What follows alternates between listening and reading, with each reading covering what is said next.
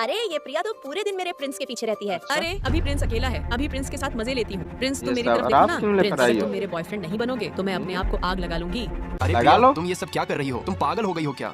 Any इसको समझाओ कि ये तुम मेरे पीछे शराब ना रहे। जैसे हो और प्रिया तू प्रिंस का पीछा छोड़ दे, वो मुझसे प्यार करता है। जिनी तू चुप हो जा, प्रिंस मेरा है। ये खाना मेरे हाथों से बनाया है, मैं इसे प्रिंस को खिलाऊंगी और प्रिंस खुश हो चाहत जाएगा। तो नहीं नहीं, न डाला प्रिया, ये इसमें। तुमसे नहीं हो पाएगा। प्रिंस को मैं देकर आती हूँ। प्रिंस तुम उस प्रिया के पीछे मत रहा करो। काली उस प्रिया का चिड़ैल है दिमाग ये। ठीक नहीं है।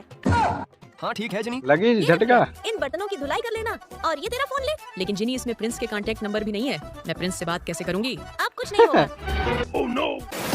आज ऐसी प्रिंस को करनी पता वैसी करके बनी। रहूंगी। हाय देखते प्रिंस, हैं तुम अभी अकेले अकेले क्या कर दिमाग रहे हो? क्या मुझे भी करता तुम्हारे साथ सोना है। नहीं प्रिया, मेरे साथ तो जनी सोएगी।